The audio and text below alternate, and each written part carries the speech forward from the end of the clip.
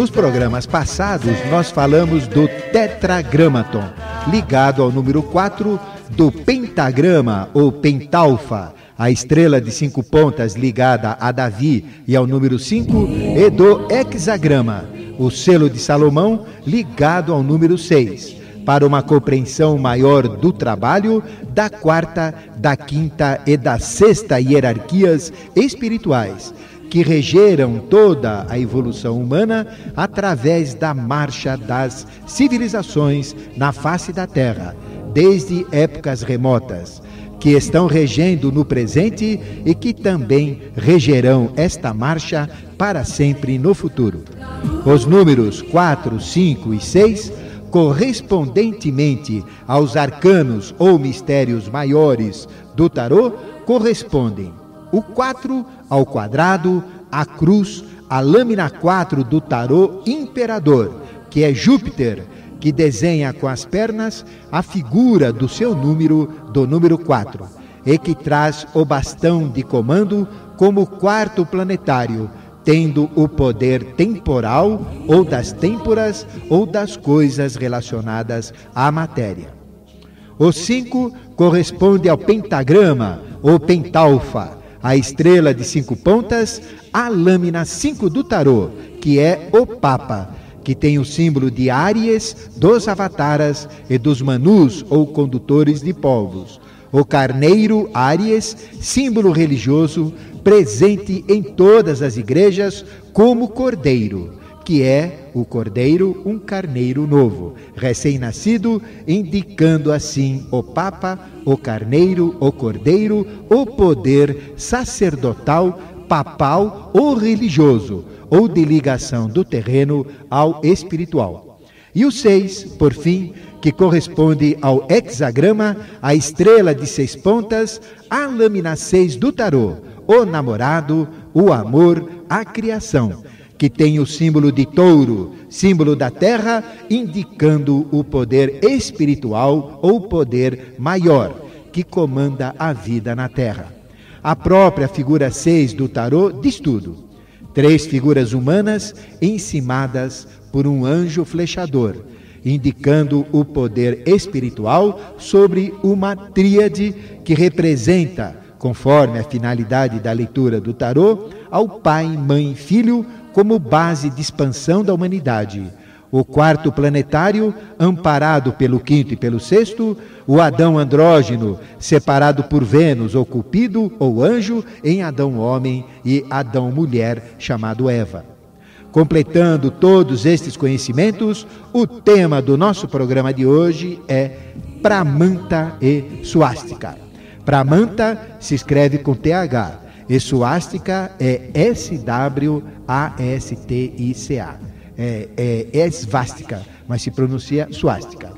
Pramanta é uma palavra que vem do sânscrito, língua antiga falada na Índia, e significa um acessório para produzir o fogo sagrado, um acessório de paus para acender o fogo através da fricção ou através do atrito.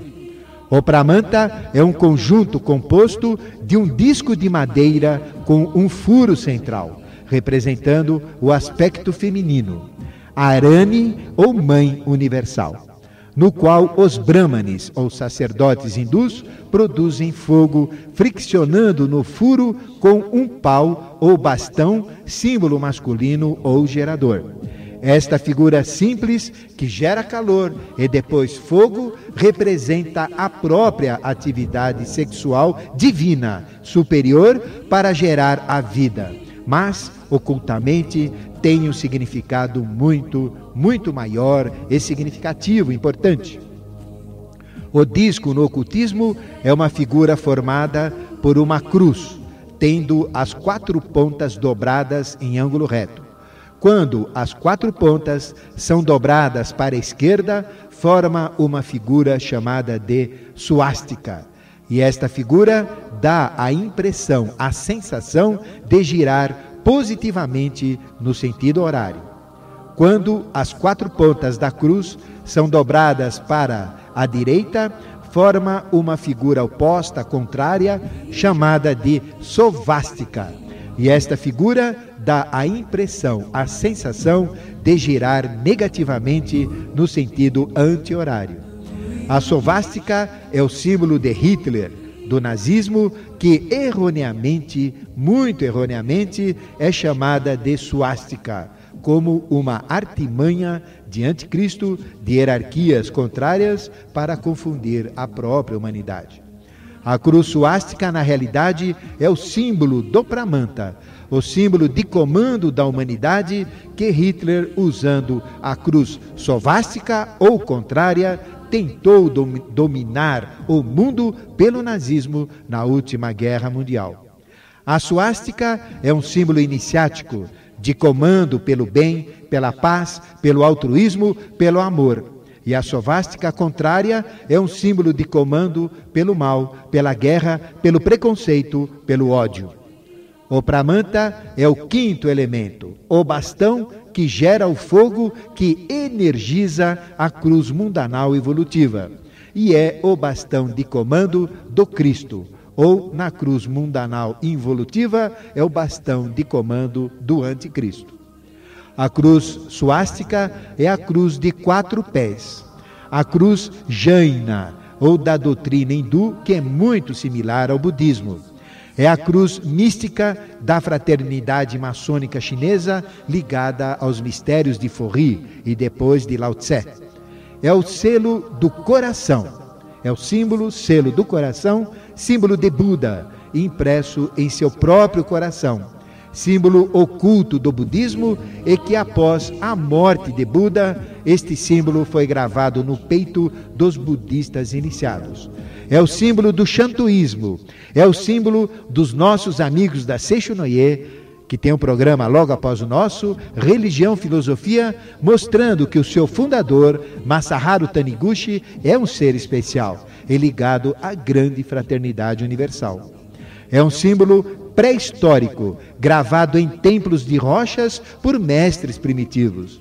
É um símbolo escandinavo e de todas as nações germânicas antigas, feitas com os martelos cruzados de Thor.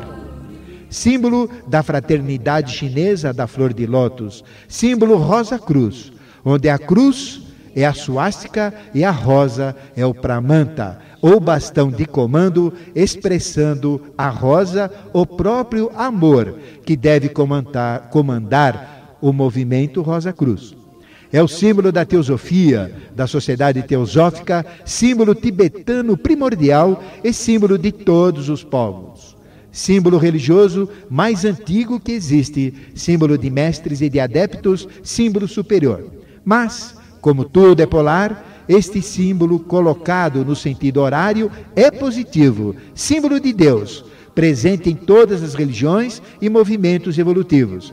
E no sentido anti-horário é contrário, é negativo, símbolo do diabo e de todos os movimentos involutivos. Querido e querido ouvinte, quais são os segredos do Pramanta? Como serão eles? Por que Hitler usou este símbolo? Por que é o símbolo do nazismo? Qual é o simbolismo do disco com furo central, do bastão, do fogo, disto tudo? O que representa os 4 braços da cruz? Por que a figura imprime uma sensação de movimento? Qual é o significado de cada um dos 4 braços? O que significa a cruz? Jesus crucificado representa o próprio Pramanta ou bastão de comando colocado sobre a cruz ou suástica? E Hitler, no centro da svástica, o que ele representa?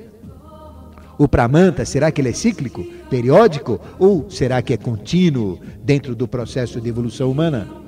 Quem comanda o Pramanta e a suástica ou cruz mundanal evolutiva?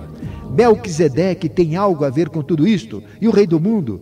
E Agom, o Gom, a grande fraternidade branca universal? Como identificar se um movimento é comandado pelo bastão ou Pramanta de Cristo ou pelo bastão ou Pramanta do anticristo? Quem está comandando o Pramanta atual? Maitreya comandará o Pramanta na virada do milênio? E o pentagrama é a cruz suástica com o Pramanta ou bastão que gera o fogo como uma espécie de quinto elemento? E o que é o fogo, este quinto elemento, conhecido como Agni, o Cordeiro de Deus? vejo a ligação do cordeiro. O que é a Rosa Cruz? O que a pirâmide tem a ver com a suástica e o Pramanta, com os faraós?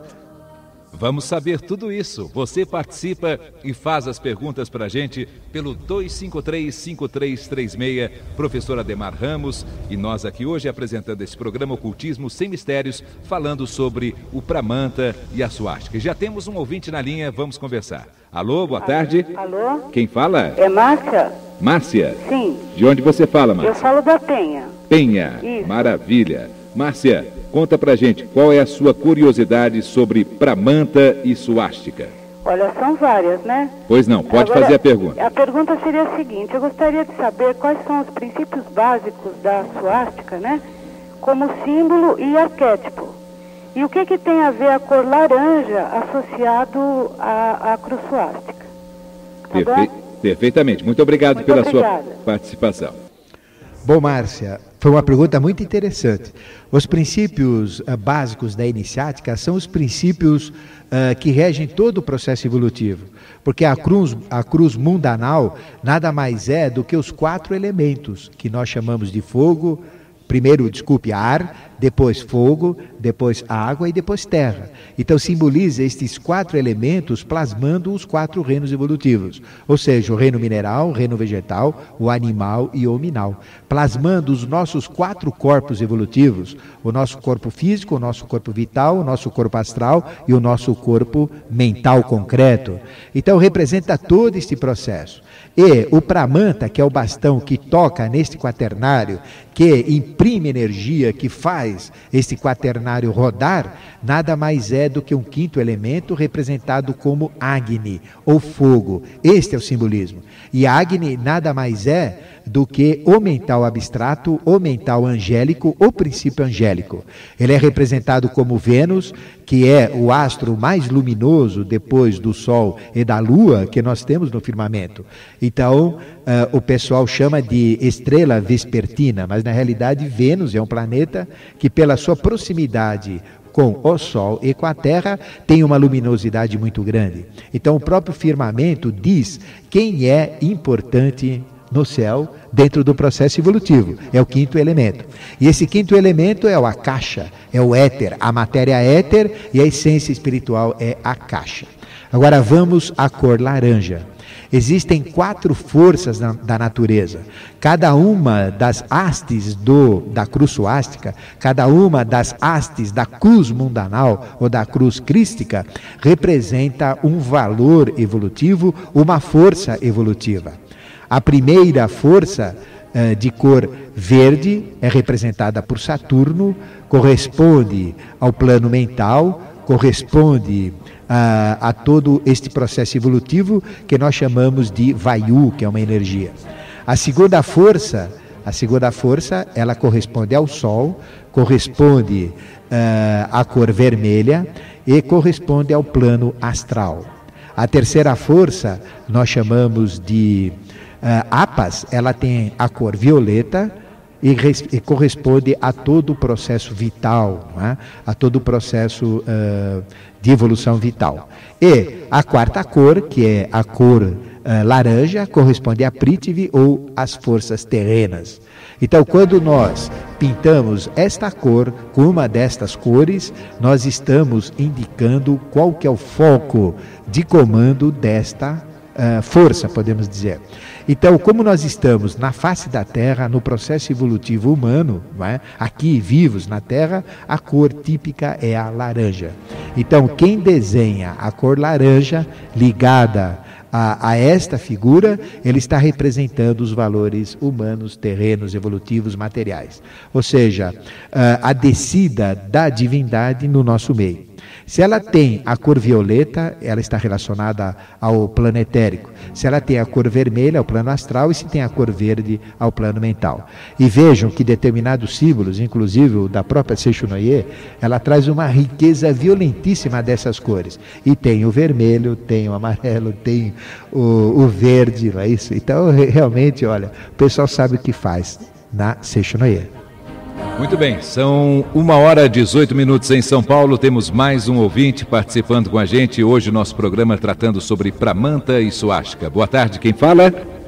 Pedro do Jabaquara. Como vai, Pedro? Tudo bem? Bem, o senhor. Prazer ter você aqui com a gente. Obrigado. Qual a sua pergunta para o professor Ademar, Pedro? Eu queria fazer duas perguntas, uma sobre o assunto do dia. Pois não. E outra especial, se for possível. Pois não. A primeira seria, eu gostaria de saber a relação entre a suástica e o símbolo Rosa Cruz. Pois não. E a segunda é uma pergunta sobre a cremação. Queria saber se a cremação pode ser prejudicial à evolução da alma e se é necessário um intervalo de 3 dias e meio entre a morte e a cremação. Perfeito, Pedro. Muito obrigado pela sua participação. Eu que agradeço. Ok. Perfeito. Então vamos à primeira resposta do Pedro. A suástica é uma representação, como nós já dissemos, de todos os movimentos que impulsionam a evolução na face da Terra e de todos os movimentos que brecam a evolução, desde que, se ela for desenhada positivamente e usada positivamente ou no sentido horário de rotação, é positiva, e no sentido anti-horário é negativa. E a Rosa Cruz nada mais é do que uma rosa colocada no meio, no centro, no ponto de interseção dos 4 braços da cruz. Então representa o que o símbolo Rosa Cruz? Representa exatamente o comando do Pramanta, que é a própria rosa, o 5º elemento, aquele bastão que atritado sobre a cruz gera fogo. Em vez de ser um bastão, não é? O símbolo é a rosa. Em vez de ser o fogo, não é? É o amor. O fogo aí, no caso da Rosa Cruz, é o próprio amor. Porque o símbolo Rosa Cruz nada mais é do que seguir a máxima do próprio Jesus, que é o Jeshua Ben Pandira, que é o seu nome correto. Então veja, a rosa, ela faz com que a cruz mundanal gire pelo amor. E o amor, nós sabemos que é uma energia fantástica que permite todo esse processo. Então a relação da Rosa Cruz com a suástica é exatamente isto. E se nós olharmos o Jesus crucificado na cruz, Jesus é o 5º elemento, ele representa o anjo caído, não é? O 5º reino, que é o angélico, porque existe o mineral, vegetal, animal, hominal, o 5º é o angélico. Então ele representa aquele valor maior que foi colocado na cruz. E é ele que roda, vamos dizer, a cruz mundanal. Estava no fenômeno do Gólgota expresso o próprio pentagrama, como nós já falamos em programas passados, o próprio tetragramaton, não é, que é o nome dele, escrito na cruz em hebraico, e representa também a própria suástica evolutiva. Não é? Então a relação é esta. Quanto à cremação, não existe problema nenhum em a pessoa ser cremada. Nós dizemos que o melhor processo de nós decompormos o nosso corpo é através de um processo de colocar na terra sobre 7 palmos, né, de altura e deixar a decomposição normal. Porque existe uma correlação entre a destruição do corpo físico, a destruição e toda a relação com o etérico, com o astral e com o mental. Ou seja, se o nosso corpo físico demora muito mais para ser destruído, os efeitos no processo evolutivo, aliás, no processo do astral, porque quando a gente morre, a gente vai para o astral, eles são mais demorados. Então, o que a cremação provoca? Ela provoca com que uma pessoa retorne rapidamente à vida. Então, todas as pessoas cremadas, que não seja por um processo kármico, por exemplo, um incêndio, né, mas que seja por uma opção dela, isto vai fazer com que ela retorne à vida muito mais rapidamente. Então, a cremação ela é indicada para pessoas de baixo nível evolutivo, para, por exemplo, pessoas que têm uma carga kármica muito pesada, criminosos, bandidos, né, que eles precisam evoluir e retornar à vida mais vezes para deixarem de ser bandidos, aprenderem a viver e a buscar valores positivos. Então, a cremação é indicada nesses casos. Mas, olhe por outro lado, uma pessoa, por exemplo, que tem uma doença grave, um tipo de uma doença incurável, então ele pede para ser cremado, para não deixar nada dele que possa prejudicar outras pessoas. Eu pergunto a você, Pedro, não é uma intenção nobre? Então, o que vai definir sobre as consequências de uma cremação é o que está atrás dela. Agora, por outro lado, se a pessoa é vaidosa, ela, ao morrer, pede para cremar e espalhar as suas cinzas no jardim de sua mansão para alimentar as rosas do seu jardim, então, aí é um outro processo. Então depende muito da intenção do que está atrás da cremação. Agora, quanto à exigência de 3 dias e meio, é uma exigência legal, não é? Porque existem processos que a pessoa volta à vida e normalmente isto ocorre cerca de 24 horas, 48 horas, que é uma espécie de letargia, não é? Então existem possibilidades da pessoa voltar à vida. Mas ele dificilmente vai voltar, não é? Porque a pessoa é colocada numa geladeira, não é? Nesses 3 dias, ela não fica numa pilha no canto do crematório, não é? Então a pessoa vai morrer pelo frio do mesmo jeito, não é? Mas é atendimento a uma questão legal. E também porque normalmente nós acordamos no astral mais ou menos equivalente ao tempo dos nossos dias terrenos depois de 3 dias, é uma média, podemos dizer.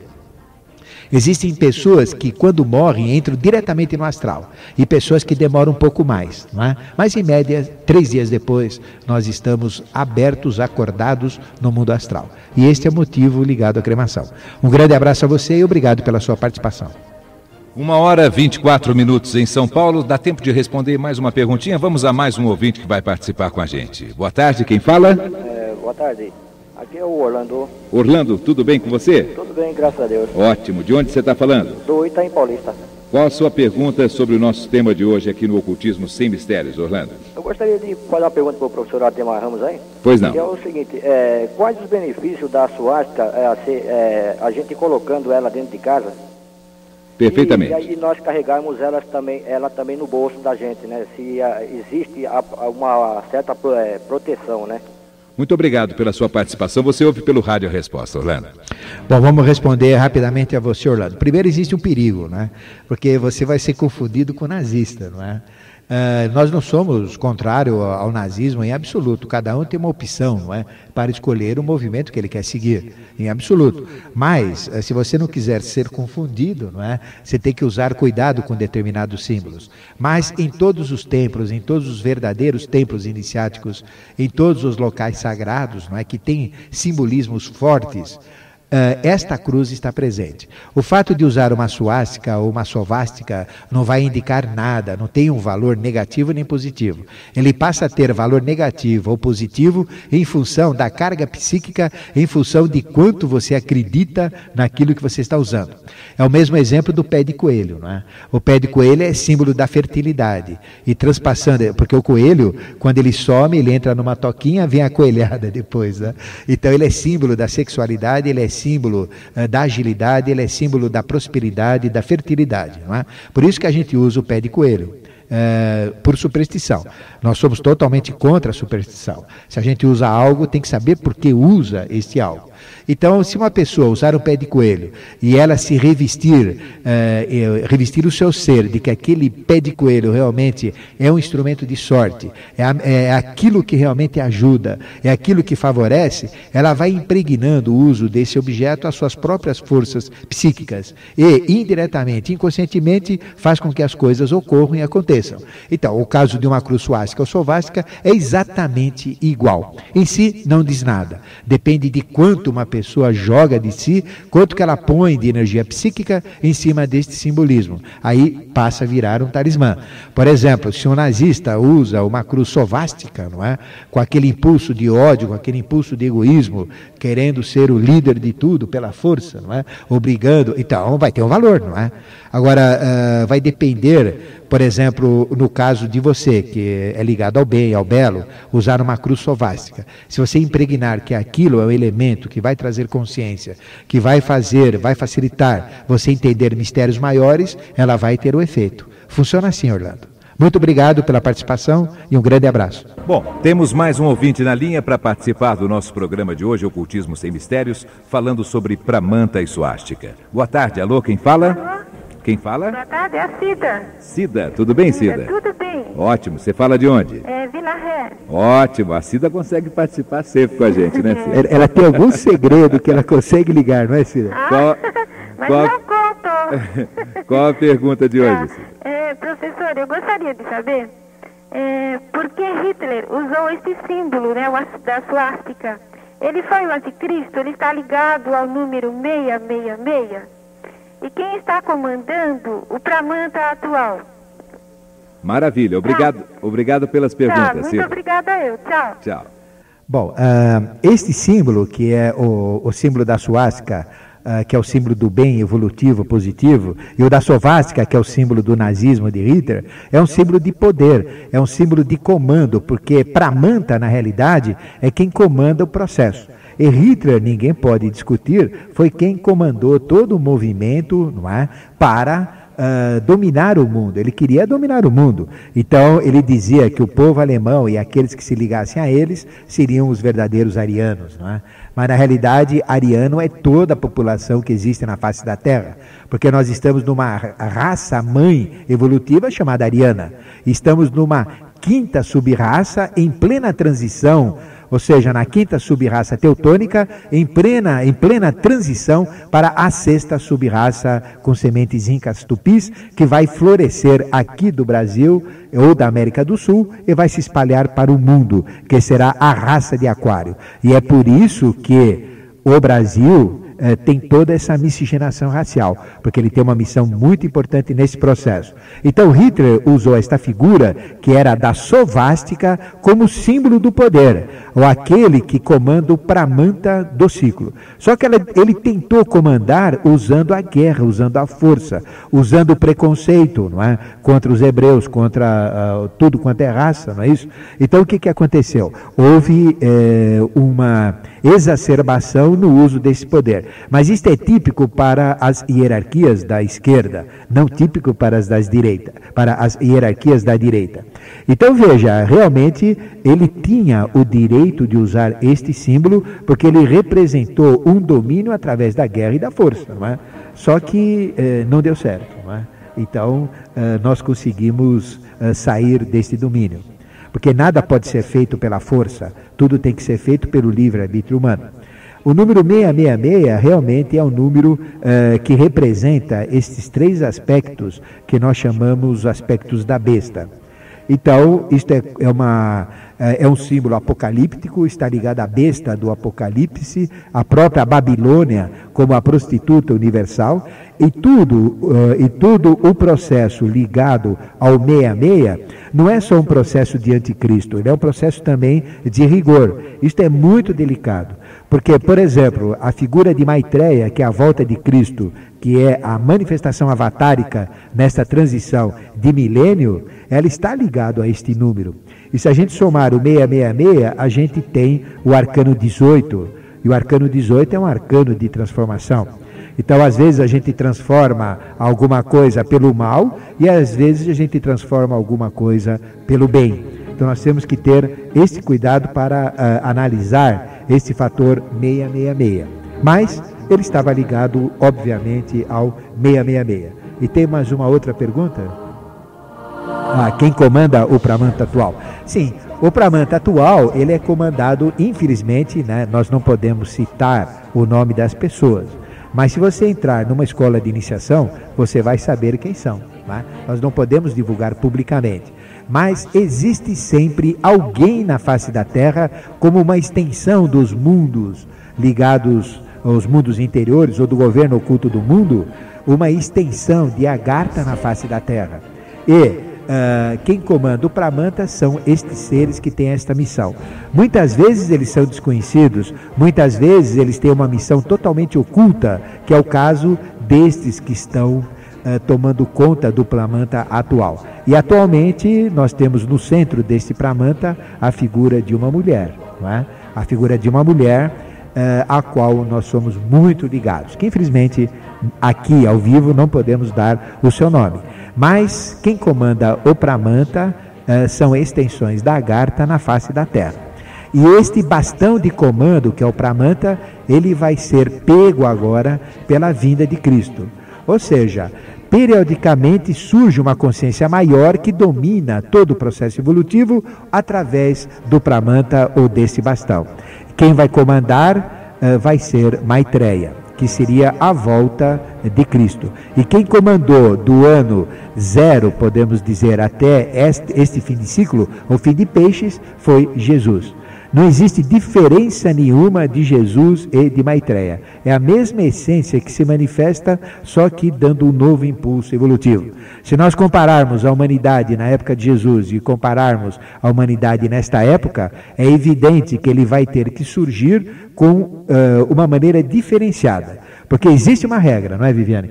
Quando uma divindade ela interfere nas regras humanas, ela tem que entrar dentro das próprias regras humanas. Aí ele tem que ter um corpo físico, como é o caso de Jesus, teve um corpo físico e entrou em todo o processo humano, não é? Então, Maitreya também vai ter que ter um corpo físico e entrar nas regras humanas. Só que tem o lado bom e o lado ruim, porque surgindo Maitreya, vai surgir também o anticristo. Muito bem, ainda dá tempo para mais uma perguntinha, para a gente tá quase encerrando o programa. Boa tarde, quem fala? É Celso de Jundiaí. Tudo bem, Celso? Tudo em ordem. Prazer ter você aqui com a gente. Prazer é meu. Qual a sua pergunta, Celso? Eu gostaria de saber do professor a respeito das leis do novo Pramanta. Quais são e o que são, se possível. Muito obrigado pela participação, Celso. Eu que agradeço. Bom, só essa tua pergunta dava um programa inteiro, hein, Celso? Mas as leis do Pramanta normalmente são as leis que aquele que assume o bastão entrega para o povo ou seus seguidores. No caso, por exemplo, alguém que acompanhou o Pramanta foi Moisés. E as leis de Moisés, elas são a própria Torá. As leis de Moisés são os 10 mandamentos que nós seguimos até hoje. E nós sabemos que os 10 mandamentos não foi uma coisa que surgiu com Moisés. Eles são milenares. Desde o começo da raça ariana já existiam os 10 mandamentos impressos numa pedra que nós chamamos pedra de Asgard. Então, os 10 mandamentos do grande Manu primordial da raça ariana, que foi Vaisvavata. E ele entregou estes 10 mandamentos exatamente na meseta do Pamir, na Índia, onde foi o berço da civilização. E o comando ficou no Tibete e depois foi se espalhando para o mundo. Então as regras do Pramanta são as regras que o Manu ou que o Avatara traz. As regras ligadas a Jesus, não é? Nada mais são do que o Evangelho. Então, se a gente seguir o Evangelho de Jesus, são ensinamentos ou condutas de vida. E ele confirmou o uso dos sacramentos. Então, seguindo os sacramentos que ele deixou, são regras também do Pramanta. E ele confirmou os 10 mandamentos também, não é? E eu, seguindo os 10 mandamentos de Moisés, nós estaremos também seguindo o Pramanta. É lógico que no Pramanta atual, não é, na nova manifestação avatárica, vão ter novas regras, mas vão ser continuidade das regras que já existem.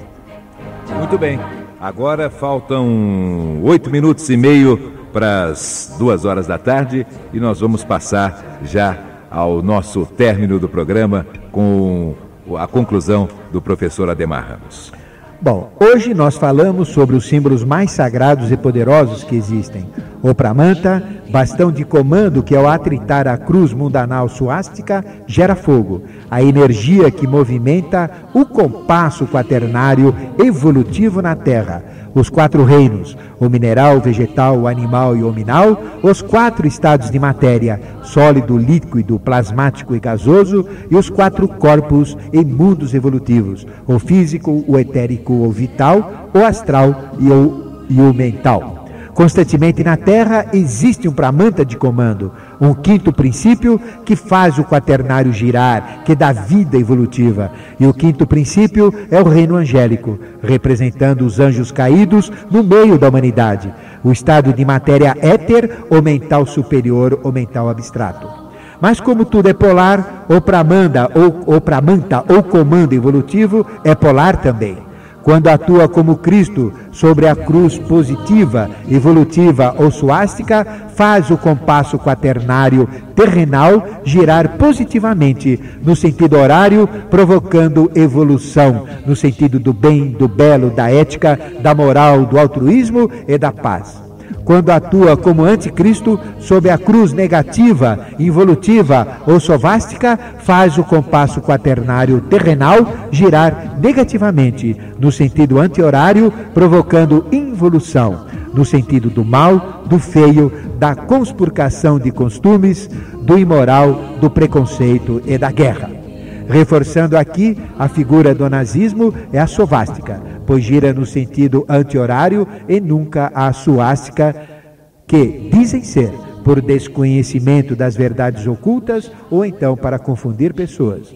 E para entender de uma forma direta tudo o que falamos, basta ver a figura de Yoshua ben Pandira, o Mestre Jesus crucificado, o bastão de comando, o pramanta da humanidade, como quinto princípio, representante dos anjos, crucificado na cruz mundanal ou suástica. Jesus, a figura de amor, simbolizado pela rosa no símbolo rosa-cruz dos movimentos iniciáticos. Jesus, que pelo sacrifício do Gólgota adquiriu o título evolutivo máximo, o título de Cristo, que vem de Crestos, ungido ou iluminado. O Cristo que está agora presente na humanidade como volta do Cristo de peixes e que se manifestará como Maitreya Buda, aquele que comandará o Pramanta, que terá o bastão de comando para a Era de Aquário a partir de 2005, que não será crucificado na suástica, mas, como aspecto de rigor, crucificará na sovástica todos os que não atingirem o padrão evolutivo para a nova Era de Aquário, Era de ouro, de amor, fraternidade e concórdia universal. E amanhã, querido ouvinte, é dia de política, não é? É dia de votar. Então, pense bem naquilo que você vai fazer. Política é arte de governar. Você tem que se interessar pela política para governar a sua vida. E se interessar pela política para escolher aqueles que governem, que vão governar a você. Por isso, use o seu livre-arbítrio e escolha aquele que você quiser. Escolha com consciência, vote bem e cumpra o seu dever de cidadão.